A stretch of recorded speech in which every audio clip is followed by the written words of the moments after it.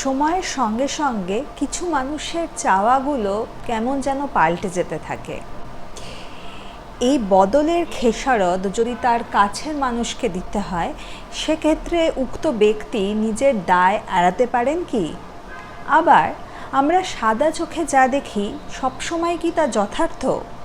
যদি একটি সত্যিকে একাধিক মিথ্যের আবরণে আবৃত করে রাখা হয়, সেক্ষেত্রে সত্যান্বেষণ ঠিক কতটা কঠিন হয়ে উঠতে পারে?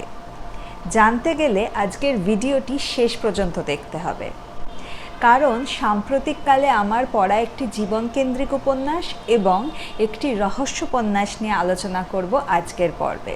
তার আগে কুশল বিনিময় পর্ব সেরে নিই। আশা করি আপনারা সবাই ভালো আছেন। বই চর্চার সোমালিতে আপনাদের সকলকে স্বাগত জানাচ্ছি। আমি সোমালি। আমি বই পড়তে, বই নিয়ে আলোচনা করতে ভালোবাসি। যদি আপনিও বই অনুরাগী হন, তাহলে বই চর্চার সোমালি এই চ্যানেলটিকে সাবস্ক্রাইব করে আমাদের পাঠযাত্রার সঙ্গী হতে পারেন। চলুন শুরু করি আজকের ভিডিও। বইয়ের জগৎ নতুন কিছু সৃষ্টি করার তাগিদ আমায় বড় আনন্দ দেয়। এই আনন্দেরই কিছুটা অংশ আপনাদের সঙ্গে ভাগ করে নেওয়াই বই চর্চার সোমালি চ্যানেলের মুখ্য উদ্দেশ্য। ছোটবেলায় একটা কথা প্রায় শুনতাম, সমস্ত কিছু, সমস্ত যন্ত্রণা, সমস্ত ক্ষত, সমস্ত শোক সময় সারিয়ে দেয়, সময় সব কিছু ঠিক করে দেয়। বয়স বাড়ার সঙ্গে সঙ্গে বুঝেছি কিছু কিছু শোক, কিছু কিছু যন্ত্রণা সময় মুছিয়ে দিতে পারে না, সময় ভুলিয়ে দিতে পারে না। হ্যাঁ, সময়ের সঙ্গে সঙ্গে সেই যন্ত্রণা নিয়ে বাঁচা অভ্যেস হয়ে যায়। যে স্মৃতি কাল পথ আটকাতো, সেই স্মৃতি আজ অন্তরের মধ্যে জ্বলতে থাকা লেলিহান শিখা হয়ে অন্ধকারে পথ দেখায়। প্রবাহমান জীবনে ঘটনা পরম্পরার স্রোতে তীরে পড়ে থাকা নুড়ি পাথরের দাগ সত্যি সত্যি একেবারে মুছে যায় কি? জানতে হলে প্রচিতগুপ্তের নুড়ি পাথরের দিনগুলি পড়া যেতে পারে। বড় কোম্পানির উঁচু পদে কর্মরত কমলেশ রায় বাকি সবার কাছে এবং বিশেষ করে তার মেয়ে আহিরির কাছে পারফেক্ট জেন্টলম্যান। কিন্তু তবুও মাঝে মাঝে অতীতের ছায়া বিবেক দংশন ঘটায় তার। ফলে স্ত্রী নবনী এবং মেয়ে আহিরির সঙ্গে তার সুখের সংসারে ঘটে ছন্দপতন। সৌহার্দ্য অনেক অপ্রাপ্তি বুকে নিয়ে এখন শুধুই সাফল্যের শিখর ছুঁতে চায়। মা শ্রীকণাকে পৃথিবীর যাবতীয় সুখ ঐশ্বর্য দেওয়াই তার একমাত্র লক্ষ্য। তার আরেকটি লক্ষ্য সম্পর্কে খবর রাখে শুধুমাত্র সৌহার্দ্যর মন। কলেজে পড়ানো আহিরি বাস্তবের মাটিতে পা রেখে চললেও অঙ্কের মতো জীবনের হিসেব কষতে নারাজ। বিশেষ বন্ধু বিতানের প্রাণোচ্ছল ভাব, তার যাবতীয় দুঃখ কষ্টের ছাপ মুখে না ফেলা, এই গুণগুলো তাকে বিতানের প্রতি একাধারে আকৃষ্ট যেমন করে, তেমনি এই গুণগুলোই তার দুশ্চিন্তারও কারণ বটে। অন্যধারে বিতানের পাওয়ার ঘর চিরকালই শূন্য থাকায় কোনো পাওয়াই নতুন করে আর তাকে উদ্বেলিত করে না। এভাবেই নুড়ি পাথরের মতো জীবনের আনাচে কানাচে ছড়িয়ে থাকা পাওয়া না পাওয়ার দ্বন্দ্ব, গ্লানি, অনুশোচনা, এইসব অনুভূতি দ্বারা অনুরণিত হতে হতে আহিরি, বিতান, সৌহার্দ্য, কমলেশ, শ্রীকণা, নবনীরা কীভাবে আত্মিক উত্তরণের পথে এগোয় তা জানতে নুড়ি পাথরের দিনগুলি এই উপন্যাসটি পড়তে হবে। প্রচিতগুপ্তের দেখা হবে 50টি গল্প। এই দুটি গল্প সংকলন এবং মাটির দেয়াল নামাঙ্কিত উপন্যাসটি আমি এর আগে পড়েছি।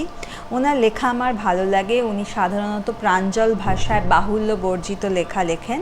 উপন্যাসে বর্ণিত চরিত্রগুলি ক্রমবিবর্তন, স্বল্প পরিসরে সুনিপুণভাবে বর্ণিত হয়েছে, কিন্তু তবু উপন্যাসের শেষে পোয়েটিক জাস্টিস যেটাকে বলে, নুড়ি পাথরের দিনগুলির ক্ষেত্রে সেটি সাধিত হয়েছে বলে আমার মনে হয়নি। তবুও গল্পের বুনট যেভাবে বোনা হয়েছিল, সেক্ষেত্রে উপসংহার অন্যভাবে টানাও যেত না। তবুও সুখকরভাবে শেষ হলেও কোথাও গিয়ে একটা কিন্তু থেকে যায়। তবে সেভাবে দেখতে গেলে জীবনটাও তো এমনই, সব পাওয়াই কি সমানভাবে আনন্দ দেয়? কিছু কিছু না পাওয়াও কিন্তু মঙ্গলময় হয়, ব্লেসিং ইন ডিসগাইজ যাকে বলে। স্বল্প পরিসরে বিবৃত উপন্যাসটি দ্রুতগামী হওয়ায় শেষে মনে হয় উপন্যাসটি যেন হুট করে শেষ হয়ে গেল। তবুও সামগ্রিকভাবে অবসর যাপনের জন্য প্রচেতগুপ্তের নুড়ি পাথরের দিনগুলি পড়া যেতেই পারে। কুয়াশাচ্ছন্ন এবং বৃষ্টি স্নাত পার্বত্য অঞ্চলে কাল্পনিকভাবে পুনর্নির্মাণ করার চেষ্টা করা হচ্ছে প্রায় ৪৪-৪৫ বছর আগে ঘটে যাওয়া এক অমীমাংসিত হত্যা রহস্যের। কাল্পনিকভাবে বললাম এই কারণেই, কেননা অতীতের সেই ঘটনার সঙ্গে যুক্ত ব্যক্তিরা আবার পুনরায় যখন এই ঘটনার ব্যবচ্ছেদন করা হচ্ছে, হয় আর বেঁচে নেই, আর যারা বেঁচে রয়েছেন তারা অত পুরনো ঘটনা নিয়ে আর কাটাছেঁড়া করতে রাজি নন। ফলত কিছু ক্লু এবং অনুমানের ভিত্তিতে চেষ্টা করা হচ্ছে না মেলা কিছু প্রশ্নের উত্তর খোঁজার। কিন্তু এখন প্রশ্ন হচ্ছে এই সমস্ত কিছু ঘটছে কোথায়? ঘটছে সাক্ষ্যজিৎ ভট্টাচার্য রচিত রহস্যোপন্যাস শেষ মৃত পাখিতে। কাহিনীর বৃত্তে প্রবেশ করলে দেখা যায় ১৯৭৫ সাল নাগাদ দার্জিলিংয়ের এক সম্ভাবনাময় কবি অমিতাভ মিত্র রহস্যজনকভাবে খুন হন এবং সে অর্থে সে ঘটনার কোনো রকম মীমাংসা হয় না। সাময়িকভাবে অমিতাভ মিত্রের ঘনিষ্ঠ বন্ধু রহস্য উপন্যাস রচয়িতা অরুণ চৌধুরীকে সন্দেহ করা হলেও কোনো পোক্ত প্রমাণ না থাকায় তিনি নিষ্কৃতি পান। অনেক বছর পর, প্রায় ৪৪-৪৫ বছর পর ২০১৯ সালে তনয়া, যিনি নাকি এক পত্রিকায় অমীমাংসিত রহস্য কাহিনী নিয়ে ধারাবাহিক লিখছেন, তিনি এই অমিতাভ মিত্রের ঘটনা নিয়ে লেখার উদ্দেশ্যে দার্জিলিংয়ে পা রাখেন। এমন এক ঘটনা যা আজ আর কাউকে তেমনভাবে আলোড়িত করে না। সেই ঘটনার সঙ্গে যুক্ত যে ব্যক্তিরা জীবিত রয়েছেন, যেমন অরুণ চৌধুরী এবং উক্ত কেসের অফিসার ইনচার্জ ড্যানিয়েল লামা, এদের সহযোগিতা এবং অসহযোগিতা, কিছু ক্লু যেমন অমিতাভের কিছু চিঠিপত্র বা তাঁর রেখে যাওয়া একটি অর্ধ সমাপ্ত উপন্যাস যেটি নাকি তারই লেখা, এগুলিকে পাথেয় করে তনয়া চেষ্টা করতে থাকে সেই রহস্যের কিনারা করার এবং নিজের লেখার উপকরণ জোগাড় করার। স্থানীয় সহায়কারী ব্যক্তির ভূমিকায় নিয়োজিত থাকে অরুণ চৌধুরীর দাদার ছেলে সিদ্ধার্থ। তনয়ার প্রাথমিকভাবে উদ্দেশ্য ছিল প্রায় ৪৪-৪৫ বছর আগের এক ধাঁধার নিজের মতো করে উত্তর বার করা। তার ফলে একদিকে এই ঘটনার অন্যতম সাসপেক্ট অরুণ চৌধুরী যদি তার ওপর কারোর কোনো সন্দেহ থেকেও থাকে, তিনি সেই সন্দেহ থেকে পুরোপুরিভাবে মুক্ত হবেন এবং তনয়াও সফল হবে নিজের ক্রাইম স্টোরি লেখার ক্ষেত্রে। কিন্তু শেষ পর্যন্ত তনয়ার উদ্দেশ্য কি সফল হয়? উত্তর রয়েছে শেষ মৃত পাখি এই রহস্যোপন্যাসটির পাতায়। কাহিনী বৃত্তের আলোচনার পর এবার আসি আমার পাঠ্য অভিজ্ঞতার কথায়। শেষ মৃত পাখি একাধিক স্তর সমন্বিত একটি রহস্য উপন্যাস। সাধারণত রহস্য উপন্যাসের ক্ষেত্রে রহস্য ভেদের আগে বা আসল সত্যির কাছে পৌঁছানোর আগে একাধিক পর্দা সরাতে হয়।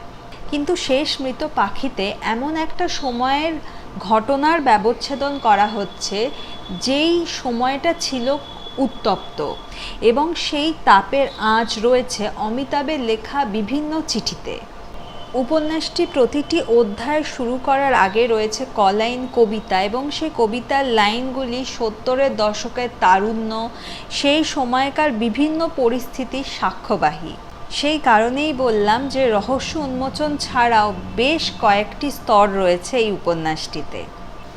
এছাড়া রয়েছে অমিতাভ মিত্রের রেখে যাওয়া একটি অর্ধ সমাপ্ত রহস্য উপন্যাস। এই রহস্য উপন্যাসটিও এত ষোড়পচারে লেখা রয়েছে, গল্পের মধ্যে গল্পের স্বাদ পাওয়া যায়। ব্যাপকভাবে ছড়িয়ে থাকা ধোঁয়াশার স্তর যখন একটির পর একটি ছিন্ন হচ্ছে, অর্থাৎ রহস্যের স্তর যখন একটার পর একটা ক্রম উন্মোচন ঘটছে, তখন বোঝা যায় যে লেখক কিন্তু খুব সুনিপুণভাবে এই রহস্যোপন্যাসটি লিখেছেন। তিনি কিন্তু কোথাও গিয়ে গল্পের ট্র্যাক হারাননি বা খেই হারিয়ে ফেলেননি। কিন্তু যদি পাঠক একটুখানি মনোসংযোগ হারান তাহলে কিন্তু গল্পের সূত্র হারিয়ে ফেলার সমূহ সম্ভাবনা রয়েছে। সেই কারণেই ব্যক্তিগতভাবে আমার মনে হয়েছে যে সব ধরনের থ্রিলার প্রেমী বা রহস্য উপন্যাস প্রেমী পাঠকের হয়তো একই রকমভাবে শেষ মৃত পাখি ভালো নাও লাগতে পারে, কিন্তু খুঁটিয়ে পড়লে এবং একটু ধৈর্যের সঙ্গে পড়লে ভালো লাগবে বলে আমার ধারণা। ব্যক্তিগতভাবে শেষ মৃত পাখি আমার ভালো লেগেছে। বুদ্ধিদীপ্ত লেখনী, বিশেষ একটি সময়ের ছেঁড়া ছেঁড়া টুকরো টুকরো আভাস, কিছু ক্ষেত্রে বর্ণিত চরিত্রগুলির মনস্তাত্ত্বিক ব্যবচ্ছেদন, এই আঙ্গিকগুলি আমার দৃষ্টি আকর্ষণ করেছে। সাধারণত রহস্যের জাল ছিন্ন করতে গিয়ে সত্যান্বেষীকে বুদ্ধিমত্তার পরিচয় দিতে হয়, কিন্তু পাঠক হিসেবে এই রহস্যোপন্যাস পড়তে গিয়ে আমায় বুদ্ধির গোড়ায় বেশ খানিকটা শান দিতে হয়েছিল।